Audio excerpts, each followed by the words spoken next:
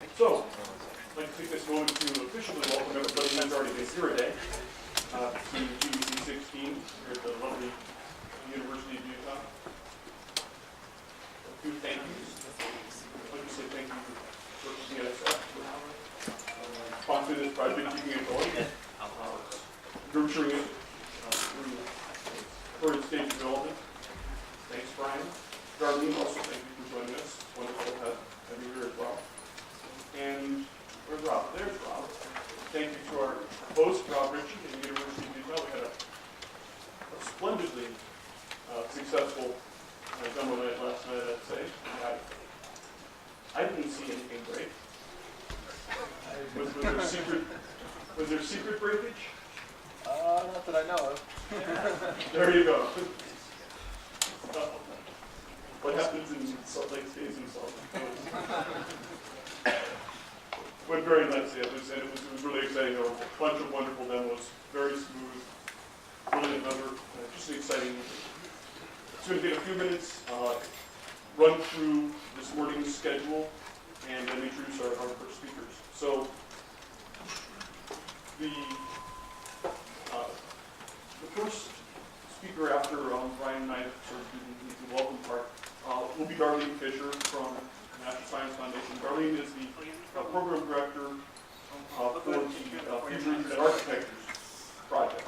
Now, many of us who've been involved with GENI have at least some familiarity with what's going on with FIA because it's so closely tied to the work we're doing here in GENI. FIA's entire goal is to develop whole new architecture for future internets. It's relatively obvious in the title. But that's exactly the sort of work that GENI is intended to support. So we've had some wonderful ongoing collaborations. People who've been to previous GECs have seen several of the major FIA projects running demos, both short and long-lived, on GENI slices.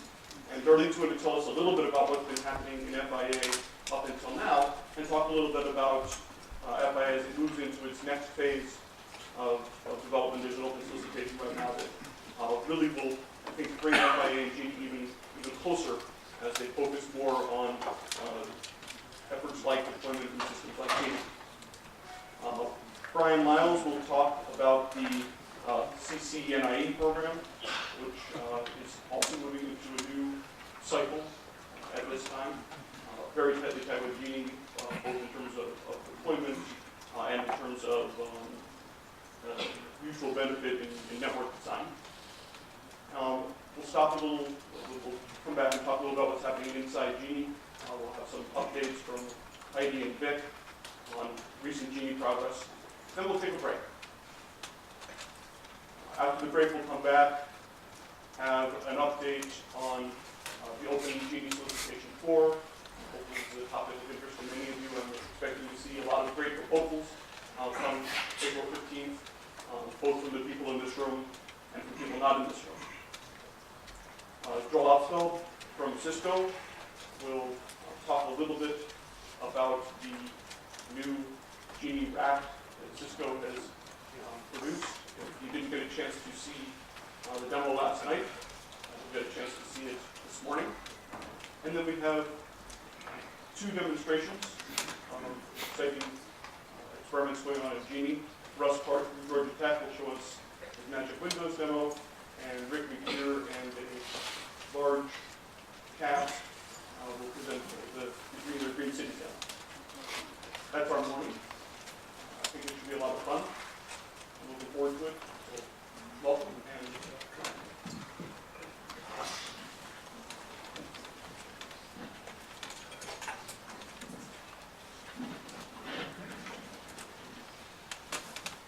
with my usual bias, it's better to be short. I just want to say welcome. Thank you all for coming, and looking forward to the week. Rob, stand up and take a bow.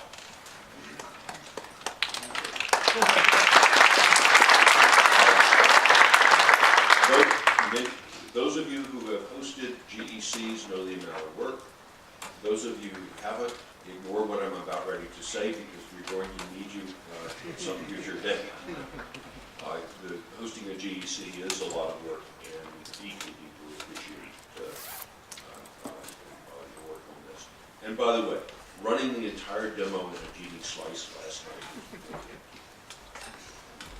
With that, I'm going to say welcome again.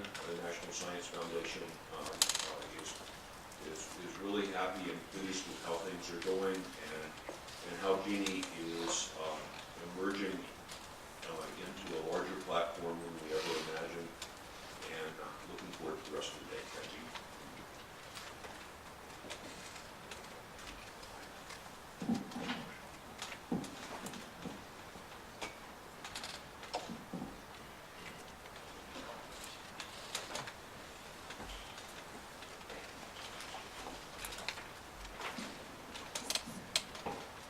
So Darleen Picher is going to tell us about the FIA project, and she tells me a very full presentation for us, so close attention.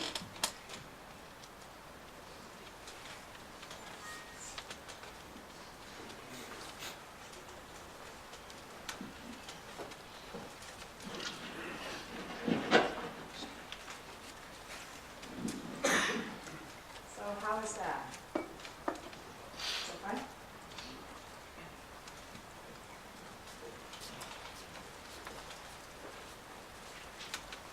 Bring up some lights for me. So I want to thank Mark for inviting me to talk to you about FIA, which I think is going very well. And I look forward to talking to some of you, or all of you, in the breaks. So I have been asked to give the GENI community an update. Let me get this started.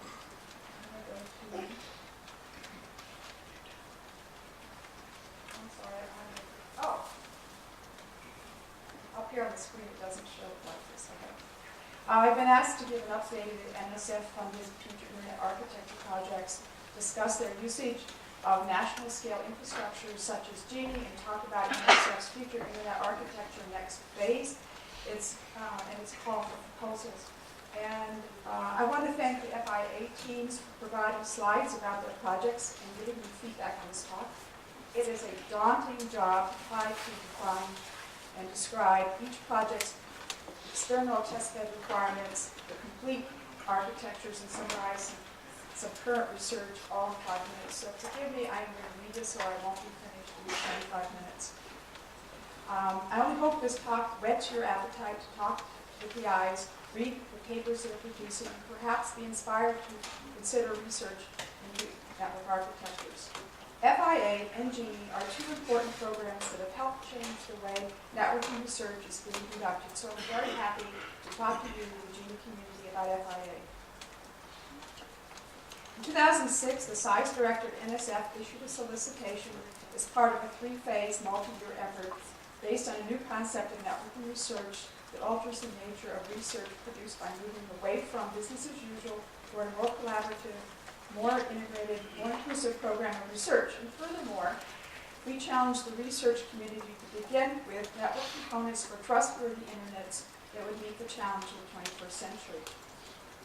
In 2010, SAIS expanded the challenge and called for integrated new architectures that included designed-in security and had the scope, range, and similar functionalities of the current internet. However, the designs were not to be constrained by the current internet. In August 2010, NSF awarded 4 projects listed here. Later, we included in the FIA community ChoiceNet led by Tony Wolf of UMass, which has a new architecture but not the scope of the 4 projects described in this talk. Each of the 4 projects had its own focus.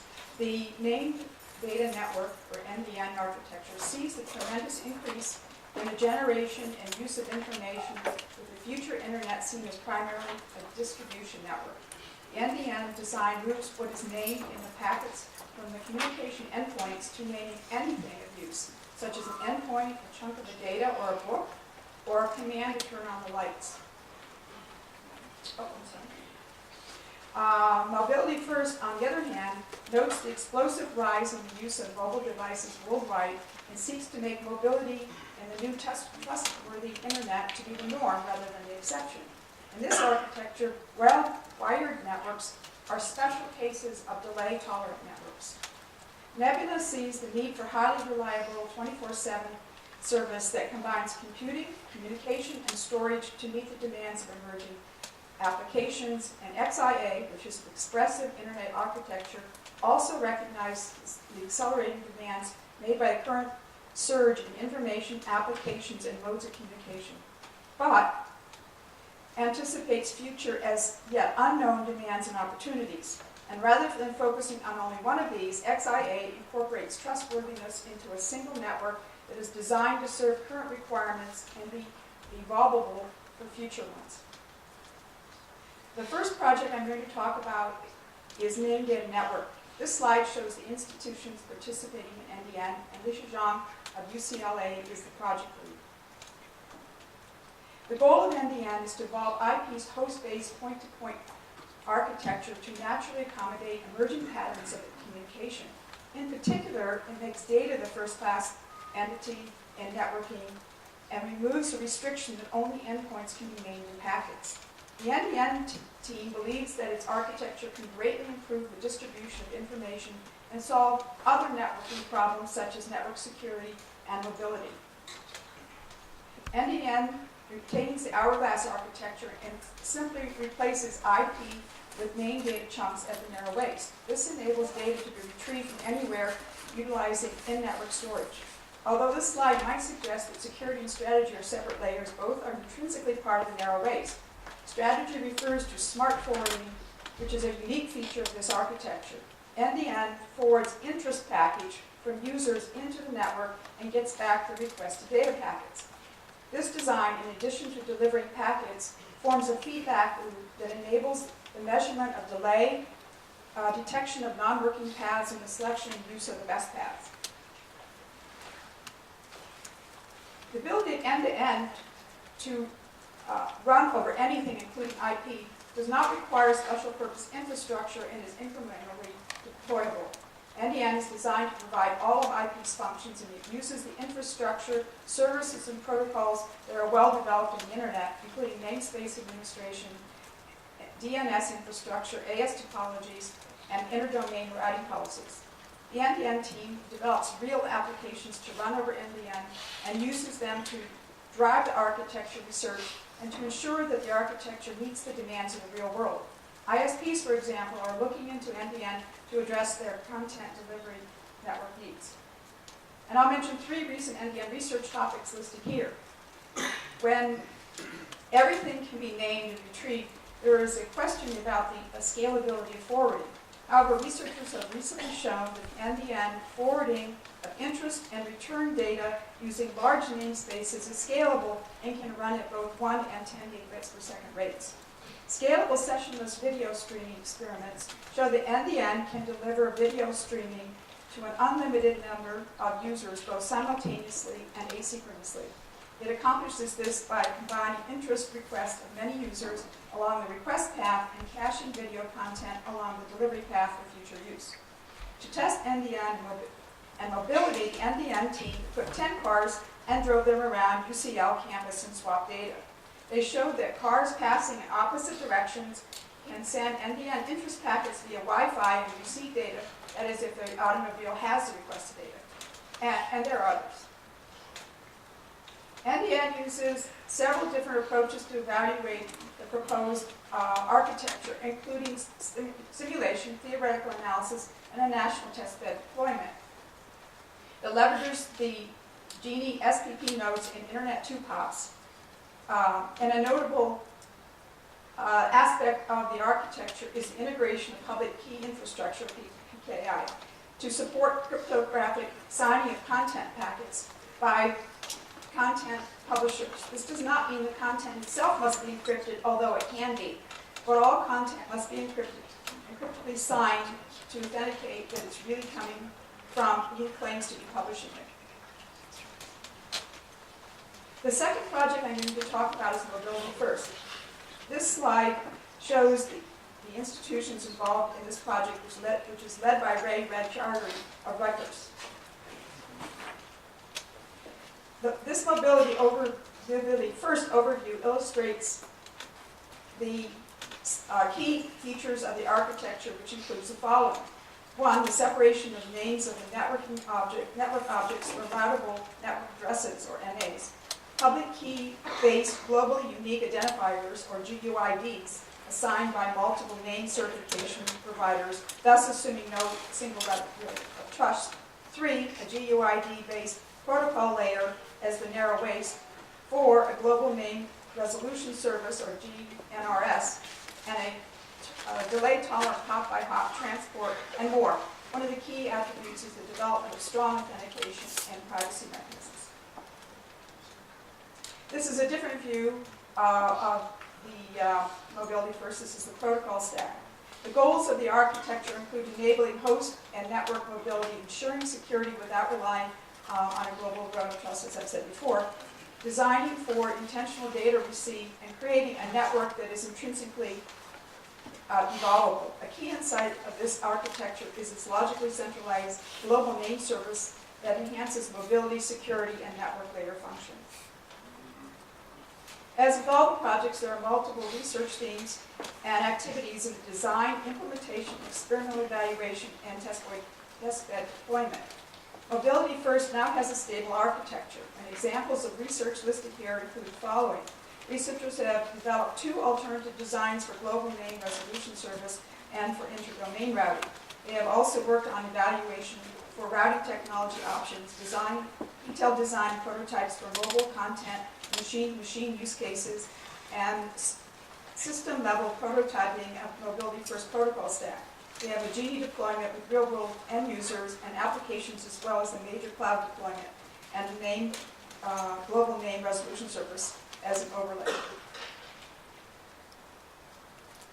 Mobility First demoed its prototype on GENI in 2011 and all subsequent GENI GECs, including this one where they show dual homing and other services on a national network with an additional node in Japan. Nebula. So this slide shows the many participating institutions associated with the Nebula team. Jonathan Smith at the University of Pennsylvania is the project lead. Nebula was very concerned about the reliable delivery of future applications. One canonical application is the cyber-assisted management of healthcare. This team asked, will these apps always be off limits, or can we create a network that enables us to benefit from the services, analytics, and economics of scale of a trustworthy, well-designed network computation, storage, and communication infrastructure? The team members began with the dream of an app-enabled infrastructure and then identified the requirements that they thought were needed to be addressed to produce such an infrastructure. The requirements included trustworthiness, flexibility, and upgradability, and the support for clouds and big data.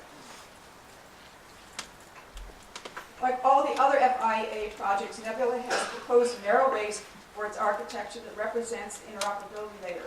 Figure here notes that Nebula has more than one candidate for such an interoperability layer that is embedded beneath Serval, which is a 3.5 service access layer that sits above layer 3, and enables applications running on edge devices to communicate directly on service names. The narrow waist candidates for the data plane include Tor IP and icing, as well as supporting IP. In the case of icing, the paths are controlled by policy servers, which need configuration to make a sensible policy-compliant network. Declarative networking passes the information about policies from an application interface to the policy servers. The Nebula architecture assumes that services will be provided by multiple cloud data centers that use replication. There will be agreements for roaming that allow the users to connect to the nearest center through a variety of access mechanisms, both wired and wireless, and transit networks for access to data centers. The Nebula architecture principles include a reliable, high-speed core interconnecting data centers, parallel paths between data center and the core router, secure access and transit, policy-based path selection, and authentication during connection establishment. Furthermore, Nebula has 3 distinctive parts. The Nebula data plane establishes distributed paths and enforces policy. The Nebula Virtual Extensible Networking Techniques, or NVENT, is the control plane for the network, and the Nebula 4 is an infrastructure of reliably connected, high available servers that ensure reliability and availability. Nebula needs programming switches, a rich topology to allow for multiple paths for experimentation and flexible control and measurement. Finally, it needs access to data centers. So the last project that I'm going to talk about is Expressive Internet Architecture, XIA.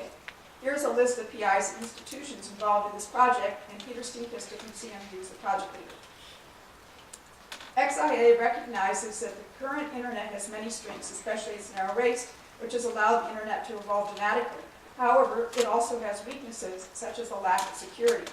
XIA keeps the concept of a narrow waist, but adds capabilities such as intrinsic security, flexible addressing, and support for communication between known principles, such as hosts, content, and services, as well as capability to add principles that may emerge in the future. XIA poses multiple principal types for flexibility and involvability. Today, the XIA includes a host XID, which supports host-based communication common to today's internet, but it also includes a service XID to route to services wherever they exist. Content XIDs enable content retrieval from anywhere. And XIA also includes autonomous domains as principles. And furthermore, it is designed to add new principal types over time. Security is intrinsic and specific to the principal. So the content XID shows that the content is correct. The service XID shows that the right service provided the content, and the host XID indicates that the content was delivered from the right host. It is hard for the current internet to recover from failures or to optimize user requests. The current internet does not know what the user wants. Thus, there is a disconnect between user intent and what the packet requests from the network.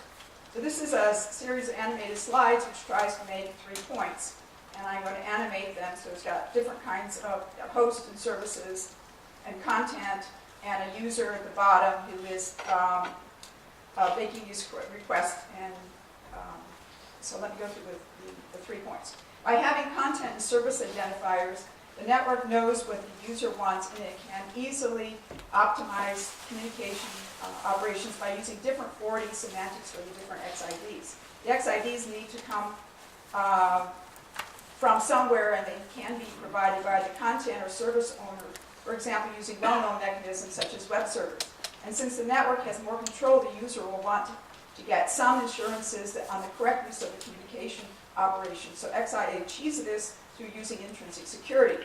This case here on the slide uses content as an example and shows the interactions of host services and content XIDs.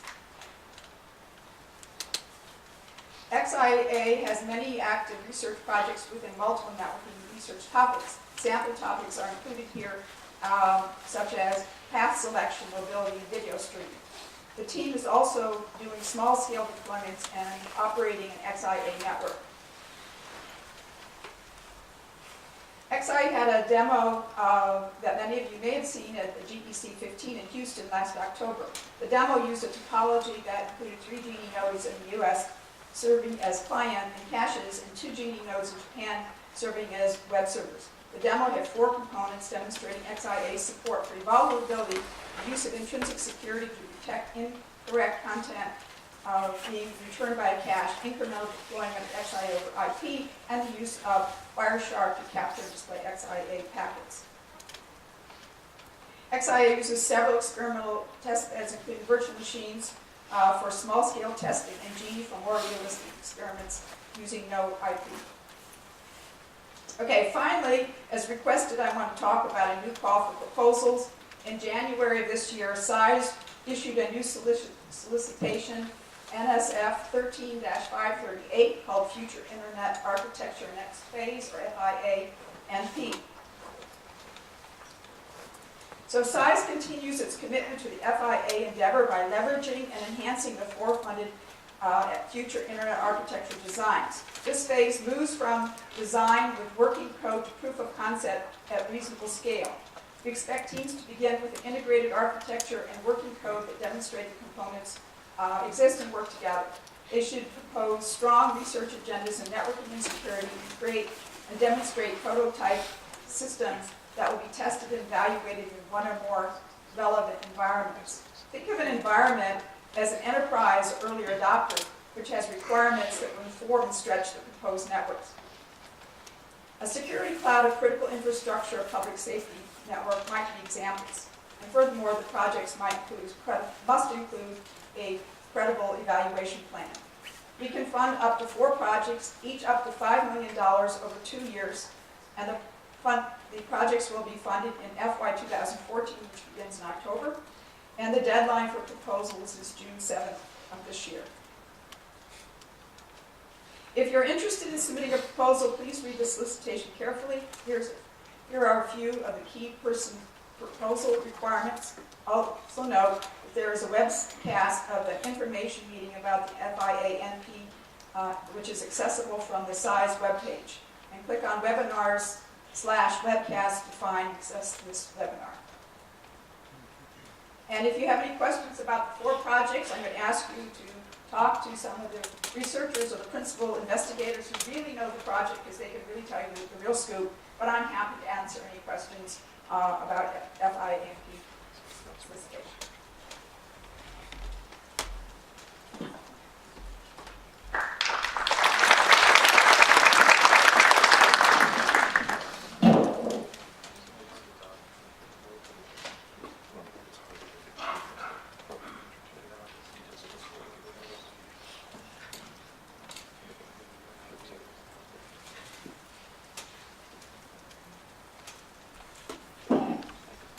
So I want to thank Darleen for being such a good sport, because we really gave her kind of an unfair request to summarize an entire program's worth of work, plus an open solicitation.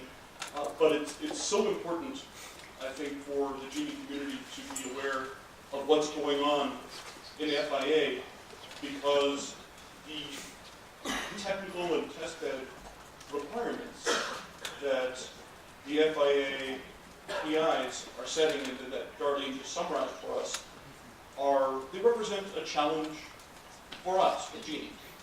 These are the sorts of things that we need to work on supporting. I think we've been doing a wonderful job so far. There's been a bunch of great collaborations. Several people in this room have ongoing relationships with FIA teams, and I want to encourage you to keep those going and grow them. For those who don't, and for those who saw the challenges that Darleen listed, those are the kinds of things we need to figure out how to make sure are coming true in GENI and are supporting FIA research. The timing is very nice, as GENI over the course of this year is substantially scaling up our deployment. We should be in a very strong position to support the FIA next phase requirements for more long-lived, more substantial prototype deployments of FIA architecture. So I think this is a lovely partnership that we should continue to pursue.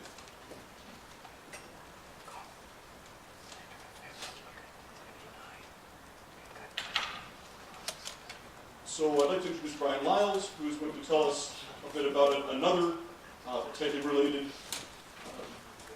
NSF program, CC-NIE.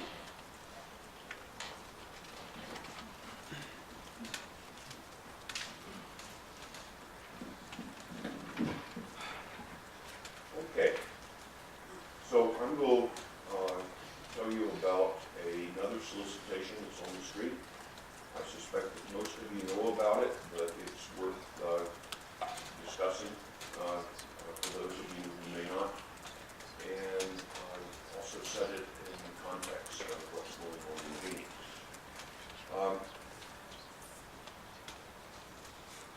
NSF has had a long history of supporting cutting-edge infrastructure, not sustaining the infrastructure over decades, but starting the process of getting the infrastructure out and getting people to understand its value.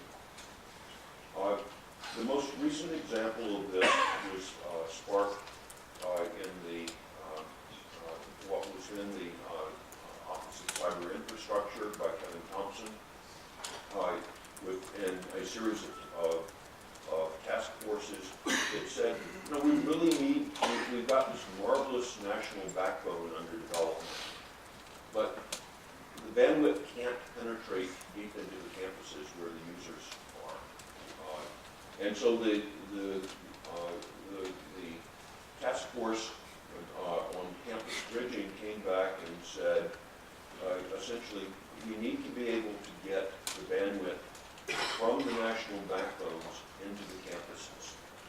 At the same time, this community, is building GENI.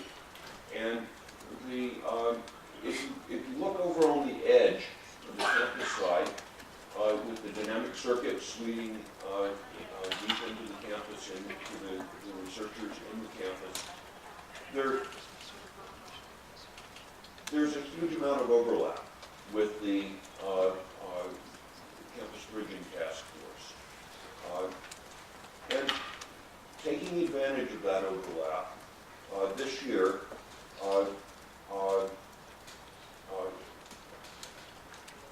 OCI, which is now part of SIZE as ACI, and CNS are co-funding, co-sponsoring a new solicitation, a new version of the CC-NIE solicitation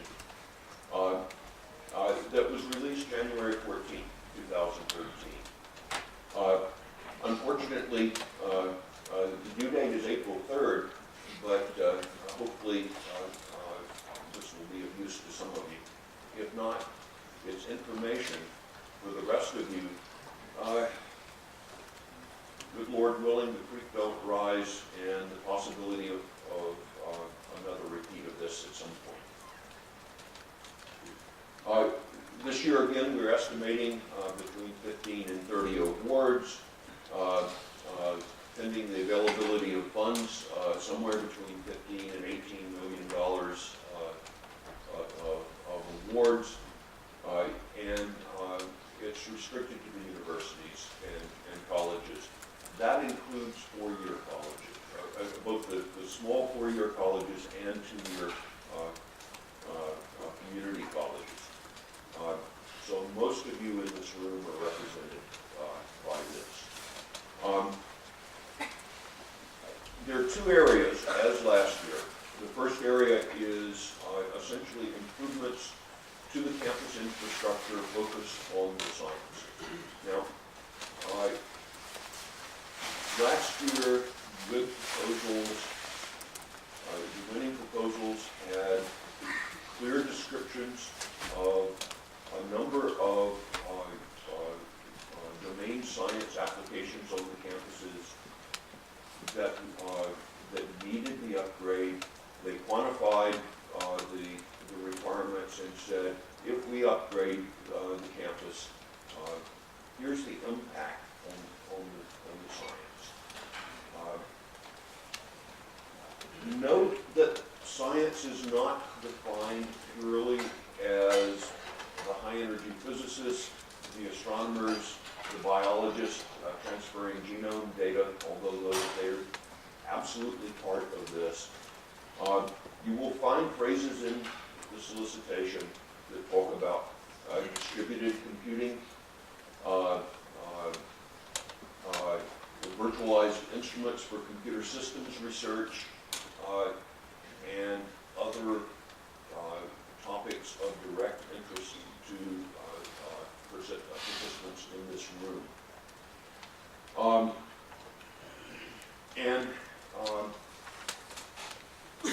Of a special note in Area 1 is this paragraph. We recognize, on the basis of conversations with small schools, we recognize that many of the small schools do not have the engineering capability to do all of the work needed to provide the cyber plan needed. and we are inviting those small schools to apply for planning grants. You should still define your science requirements. Area 2 is innovation associated with getting data to the end users. The middleware, the control frameworks, the other pieces of innovation in the infrastructure needed to enable this vision.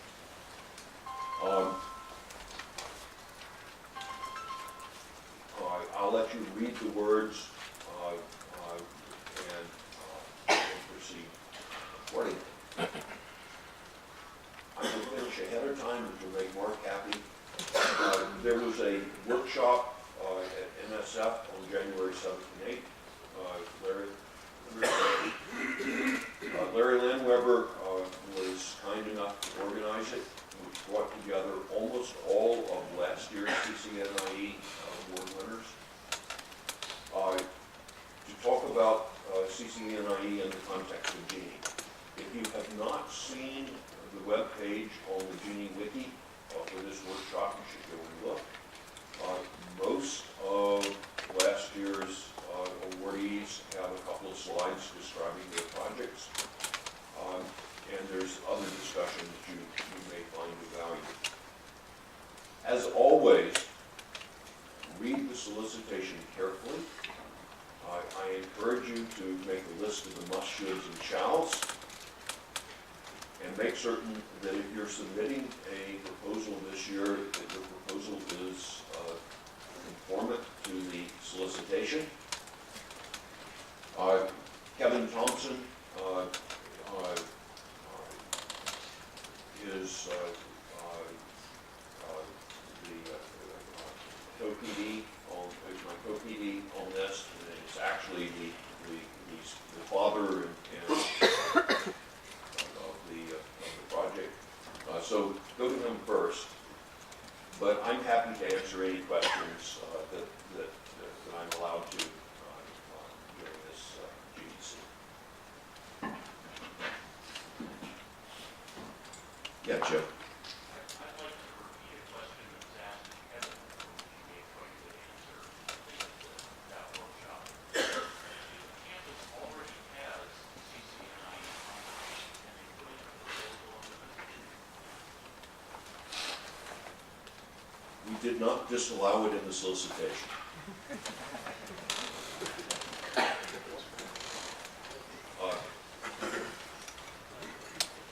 On the other hand, we're not going to duplicate the slides.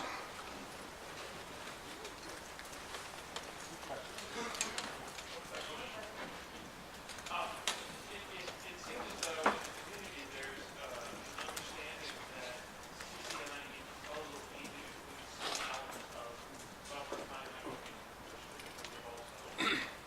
I don't get that when I read the solicitation, but I do get that when I talk to people who should have long already applied for it. So the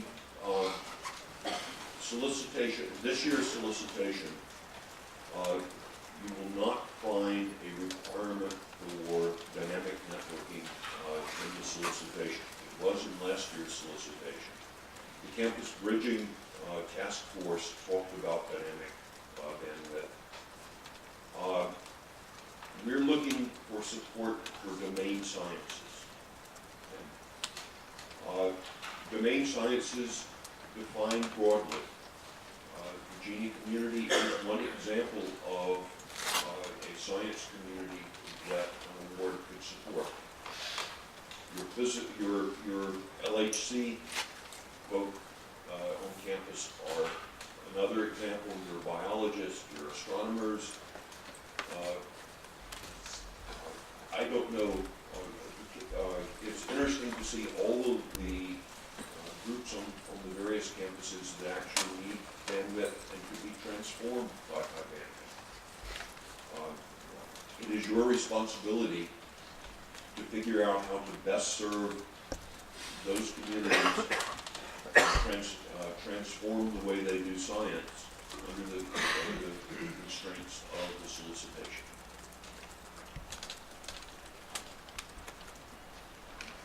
Any more questions for Bryan?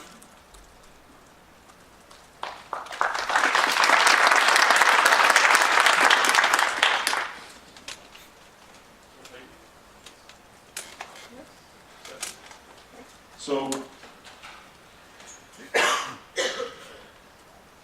our next couple of presentations are updates on major initiatives underway within GENI. Heidi Dempsey is going to talk first, and she's going to give us a bit of an update on the tremendous amount of GENI rack activity that's been going around the country, both getting the rack configurations ready to roll and actual rack deployments and testing. It's quite an exciting time.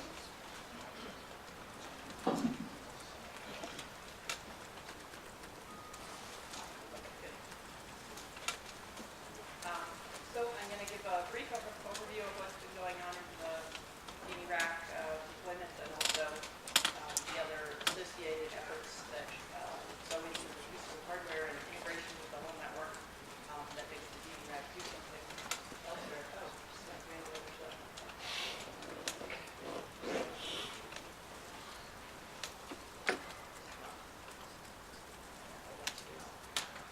Just keep going. Only doing one slide.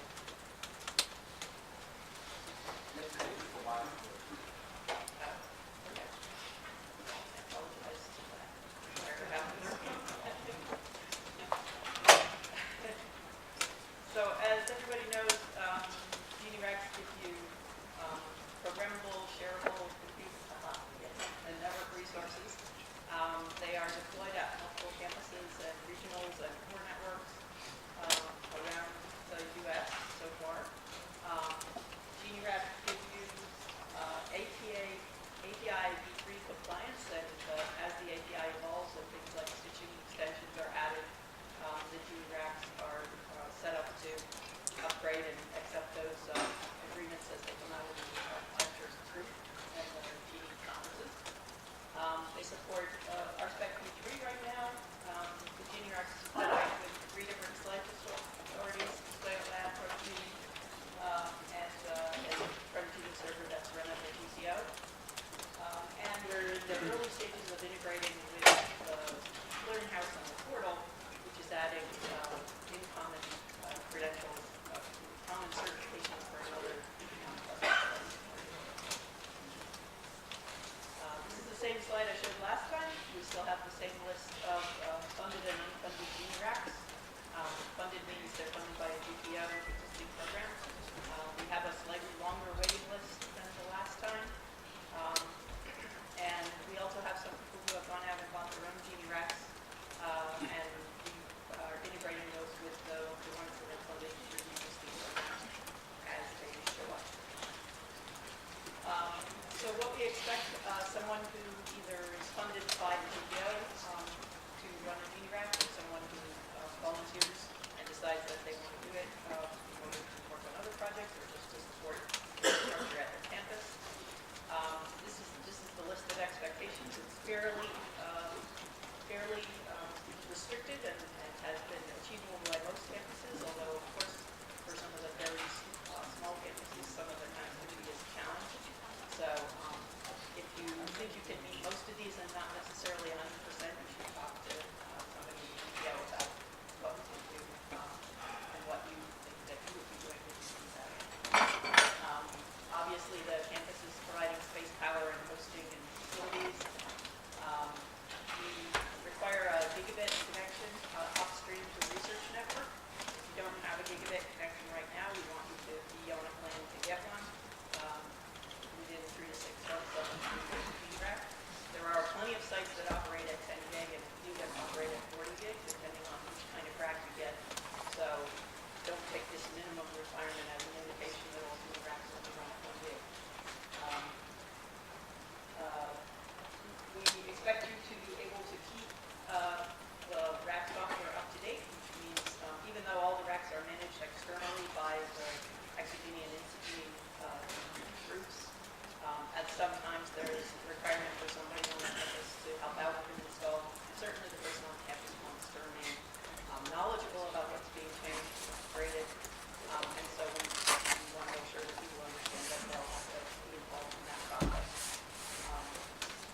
we also encourage every campus to provide a connection to campus resources.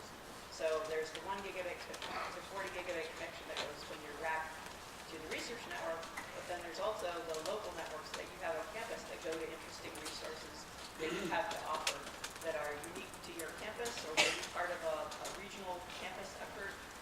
We've had everything from robots to compute nodes to simulation environments. Basically, we have an open flow switch that has exit ports, and we also have regular internet connections that can be used for that purpose. So include that as part of what we play through the rack. GENI racks are all shared, so even though it's on your campus, you'll be sharing it with other people in GENI as long as they have credentials. They have to be able to support that idea and what's required to run that under your environment. And finally, you have to provide points of contact for the GENI response team. So since all the racks are shared by different people and owned by different people, that means basically you're the on-call person in case there's something that requires immediate attention, such as doing emergency stop for a rack. So that's the basic deal with campuses.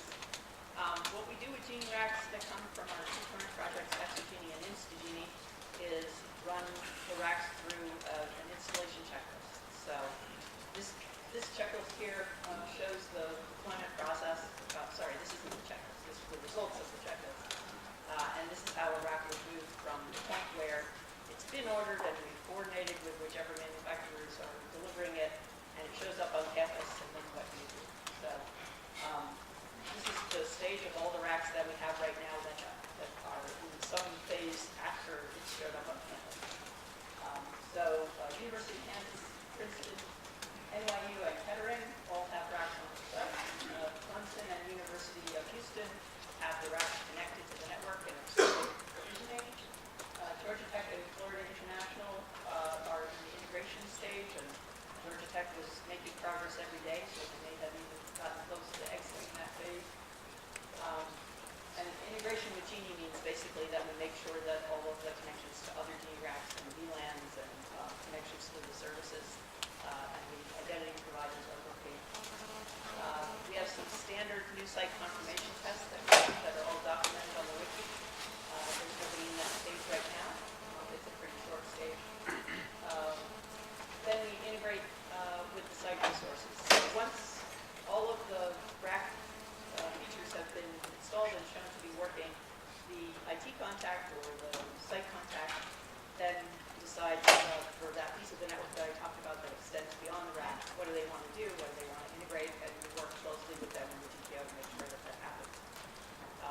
The IT contact can decide to support experimenters immediately as soon as confirmation testing is done for the rack resources, and several of them have opted to do that. Or they can integrate with their campus first and open the rack up to both of those things at the same time. And that's what you can expect. And we expect to continue this process with lots more racks.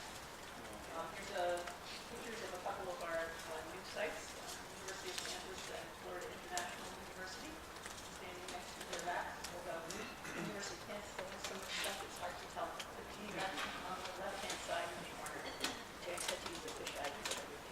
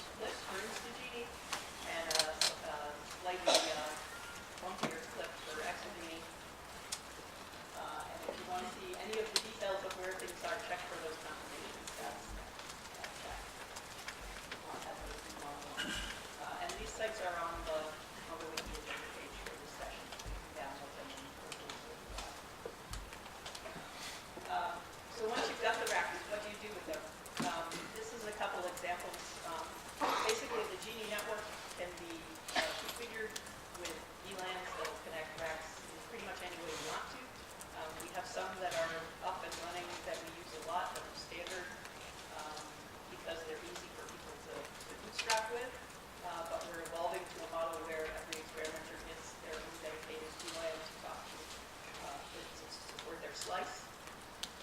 And so this is not a restriction at all, but you can do it just an example.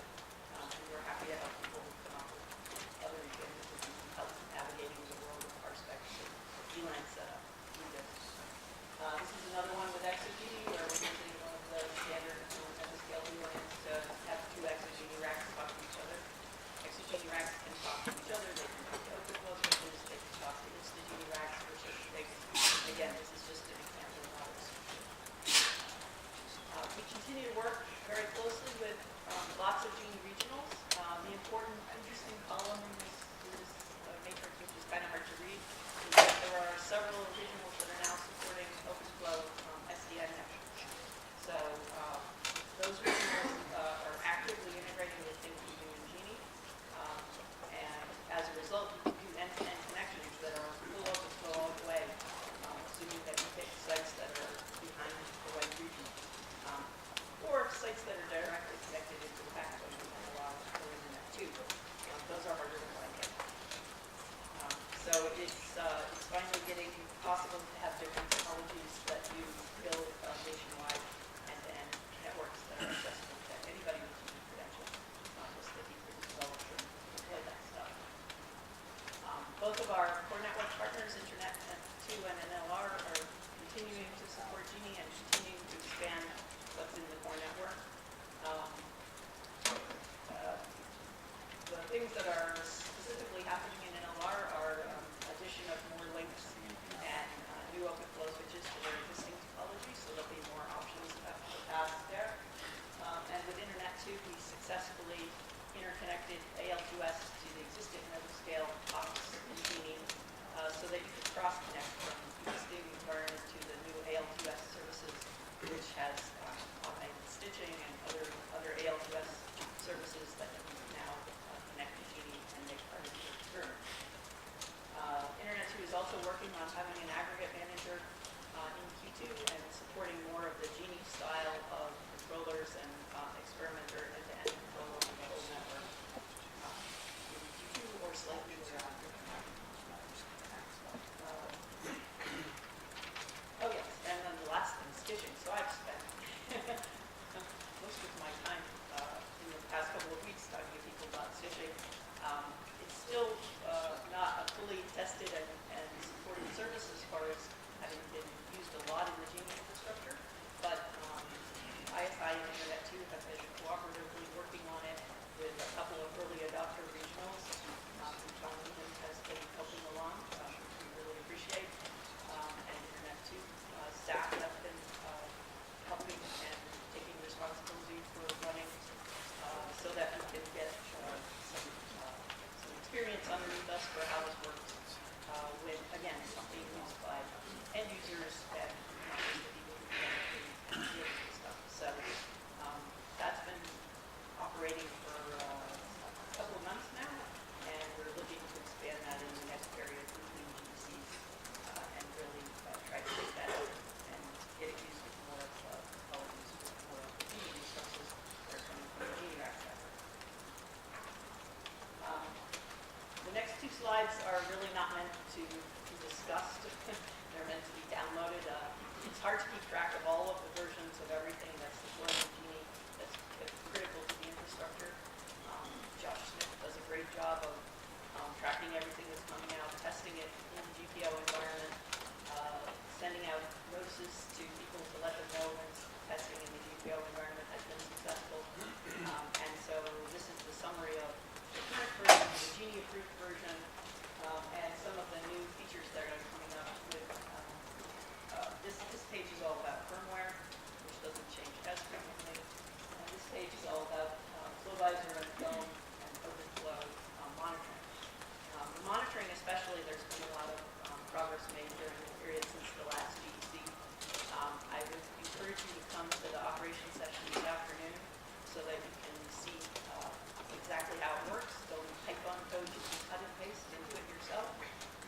There'll be actual live slice information that you can take a look at for things that have been happening recently in the Genie network. And this is available through the Gmod so that anybody who is running Genie experiments can get some basic monitoring status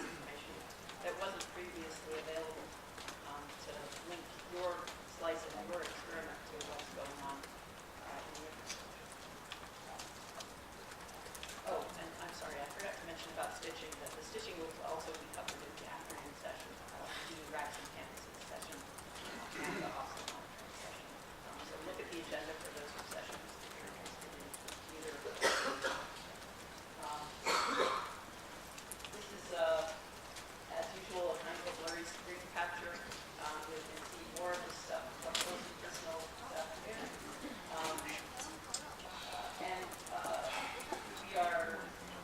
We are deploying it fairly widely now. It's a standard part of every other flow deployment and a standard part of every GENI rack deployment. And both rack teams are working closely with us to expand the amount of stuff that's covered in the rack internals that you can see through this infrastructure. In addition, both rack teams have their own status collection and information that you can see if you're using their infrastructure as experiments. So this is the only thing that is the operations-based shared. The GMOC continues to support us with experimenter service desk and 24/7 monitoring support and ticketing and escalation. There's still chat services if you want to talk to somebody live and online to debug your problems.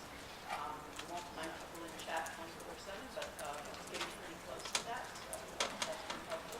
You can also call the GMOC or email the GMOC and they'll get you to the right people if they can't get to that kind of stuff. So I encourage you to download this and people support things, and if you find that support things are missing, let us know about it, because actually we have a solicitation where we can do something about that. So any questions or feedback or comments on using a GENI rack, or how much you're waiting for a GENI rack and wish to be deployed? Okay, great, thank you very much.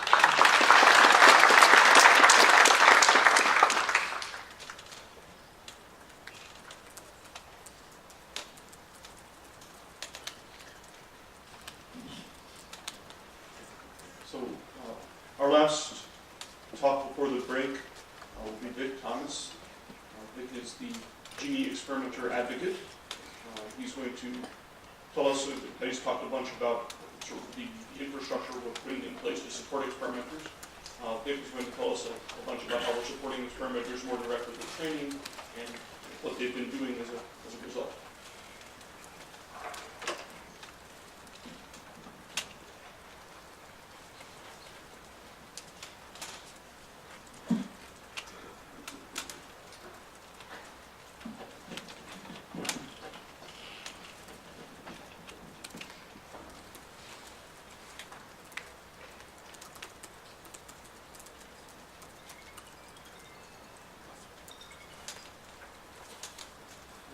Hopefully they'll show up in a few minutes. I'm here to give an update on what's going on in the world of experiments and experimentation of GENI. So the number of experimenters using GENI continues to grow. We are at about 704 unique users as of last week.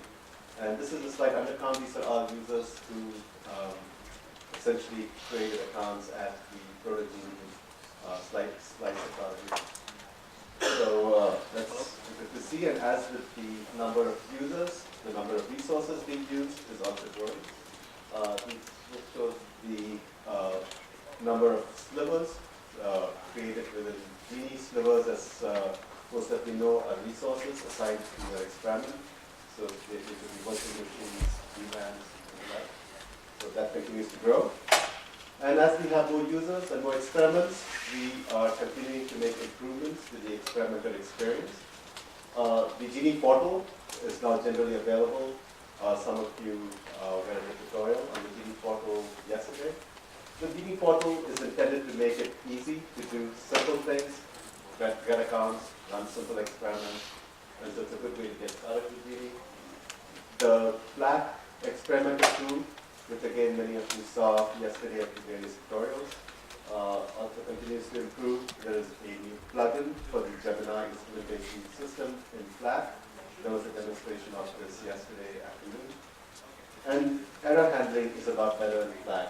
And in fact, with error messages, now you get a URL you can click on to get more details on why something might have gone wrong. Omni, the command line based experimenter tool, you might have seen that in the tutorial yesterday, now has a script that automatically generates configuration files, so no more going through text files and trying to figure out where to put the right sets of configuration parameters. There's a script that does that for you. And another nice thing that Omni does is it tries to figure out the default API version and aspect version that is used by the aggregate you're talking to. So this is nice for aggregates that don't talk to the default GENI API or aspect version. And finally, there's a script that can allow you to very easily SSH into your servers. You think that SSHing into virtual machines would be one of the easiest things to do. Turns out it's not, and so we have utilities here to help you do that. We're continuing to ramp up experimenter training. There are GENI tutorials at 3 conferences. One of them has already happened at CC. This is the Computer Science Educators Conference. The tutorial happened last month. There's a GENI tutorial happening in 2 weeks at MSDI, and later, I think in July at ICBCS in Philadelphia. So we're continuing to grow the number of experimenters by getting more people exposed to GENI and using GENI. Continuing with the training team, the second GENI summer camp is planned for June of this year. The exact dates will be announced in the next week or 2. The team this time will be using GENI wireless resources, and the goal, of course, is to learn how to use GENI and GENI tools. The workshop is organized it's a project-based format, so there are teams of people work in teams. They do a project over the course of the workshop, and at the end of the workshop, they make a presentation. It's open to undergraduates, graduate students, and faculty. Get a stipend for $200. Lodging is covered, and $400 for travel. Yeah, the application deadline is April 15th, so after you settle your taxes, you can go ahead and register for the summer camp. And here's a link. And there will be an announcement on the GENI announced mailing list in the next week or so. GENI is being used, increasingly being used in the classroom. In the fall, we had 3 instructors, Zona at University of Kentucky, Ruth and Zafar at NCSU, and Pride of Fund at New York Poly use GENI in the class in their networking and distributed systems classes.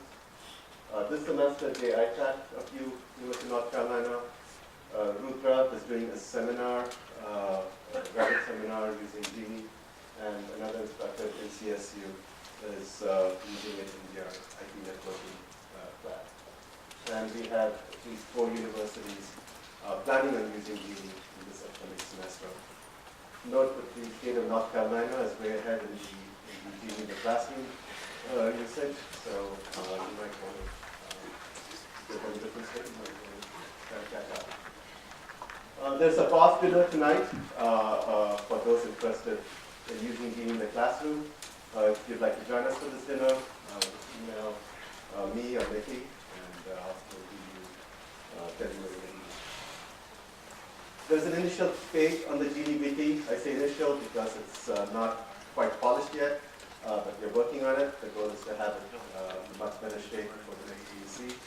This page has resources for instructors, sample assignments, instructors' guides, tips on how you might want to set up accounts for you, for your PAs, for your students.